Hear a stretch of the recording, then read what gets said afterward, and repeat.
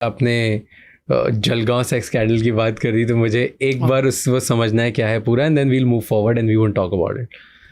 क्या था वो और क्यों आपकी करियर की वो हाईलाइट बन चुकी है? तो this was a typical case which caught public attention, क्योंकि इसमें जो 3 आरोपी थे, 2 तो सिटिंग म्युनिसिपल काउंसलर थे। ओके। एक्चुअली जिनको विमेन सेफ्टी के लिए सबसे ज़्यादा इनिशिएटिव लेना चाहिए था वो ही आरोपी थे, और एक एमएलए का पास्ट एमएलए, फॉर्मर एमएलए का बेटा था। तीनों पावरफुल, यंग, और उनका एमओ बड़ा अजीब था, मोडस ऑपरेंडी।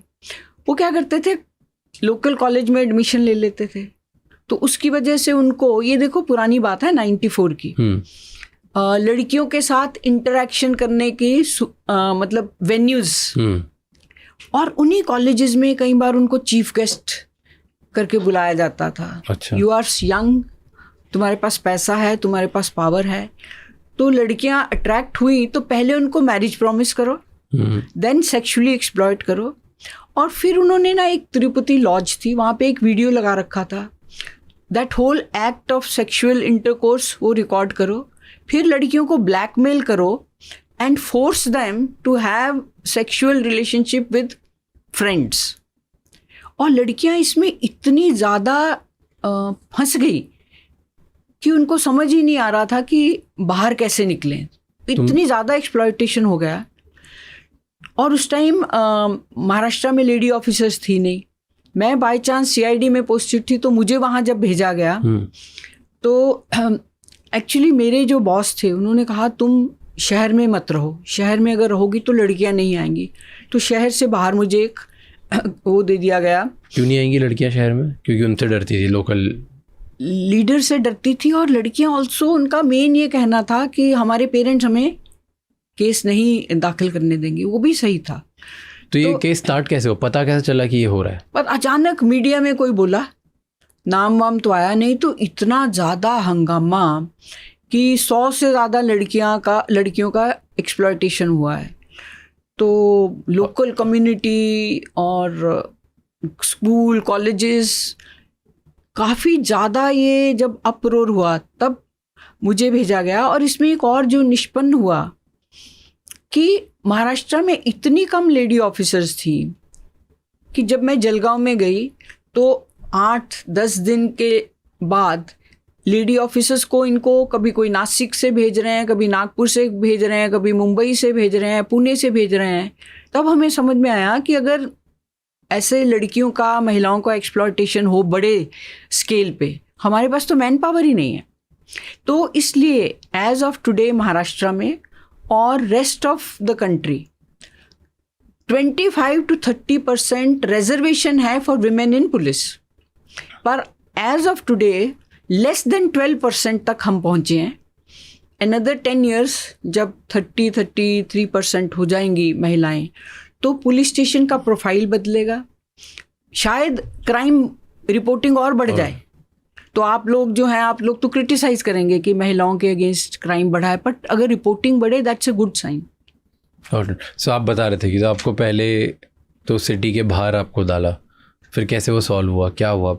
फिर वहाँ पे एक ही लोकल असिस्टेंट सब इंस्पेक्टर थी, वो जाती थी स्कूल कॉलेजेस में से, तो काफ़ी लड़कियाँ बोलती थी कि हमारे ऊपर ही अत्याचार हुआ है, पर आती नहीं थी। फिर आस्ता आस्ता आने लगी, क्योंकि उनको लगा कि यहाँ तो कोई देख नहीं रहा है, तो चुपचाप आ जाती थी, बैठे रोती थी, बताती थी कैसे हुआ। फिर भी only 12 girls gave there complaint, बाकी आके रो के बता के कैसे उनको ब्लैकमेल किया गया ये यहाँ तक बोलती थी, पर केस नहीं देती थी। उदाहरण के लिए एक मेरे को जालना से लेटर आया, उसमें लड़की ने लिखा था, मुझे पता है आप लड़कियों को अप्रोच कर रहे हैं कंप्लेंट देने के लिए, मेरे साथ भी अत्याचार हुआ। मुझे ये भी समझ में आया है कि मेरी फ़ोटोग्राफ्स, वो उनकी नेकेड फ़ोटोग्राफ्स लेते थे और वो थी हमारे पास। अगर आप मेरे पास आए, मेरा तो अब विवाह हो गया है, मैं अब हैप्पीली मैरिड हूँ, अगर आप मेरे को अप्रोच किए तो मैं सुसाइड कर लूँगी। तो ये बहुत नाजुक सा हो जाता है टू हैंडल दिस केसेस। तो हम सिर्फ 12 केसेस ही कर पाए इसमें दाखिल।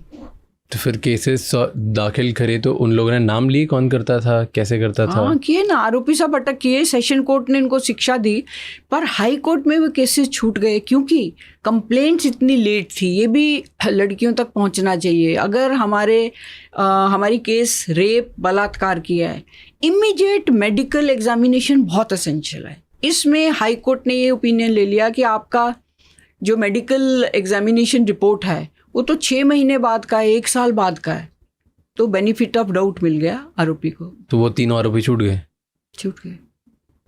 अच्छा, बाय द वे आज भी मेरे पे एक केस, उन्होंने फिर मेरे पे केस कर दिया, मेरे पे और ऑफिसर्स पे एक पेंडिंग है, फॉल्स एक्यूजेशन।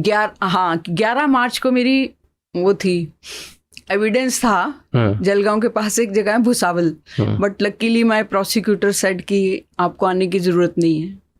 सो इतनी देर देखो केसेस चलते हैं, वो आज तक आप पे चल रहा है और वो तीनों छूट गए। तो आपको बुरा नहीं, तो ऐसे बुरा नहीं लगता, अजीब नहीं लगता, गुस्सा नहीं आता? आता है ना कि अगर वो 100 से ज़्यादा लोगों को एक्सप्लॉइट कर गए, आपके पास एविडेंस है, आपने प्रूफ कर दिया, उनको डाल दिया और उसके बाद भी वो छूट गए, तो गुस्सा भी आता है। अब क्या करें, this is life and this is happening to an IPS officer. Exactly, think of what happens to ordinary citizen. मैं कह रही हूँ राज, पब्लिक प्रेशर बिल्ड करो। We should have more investment in criminal justice system in the country.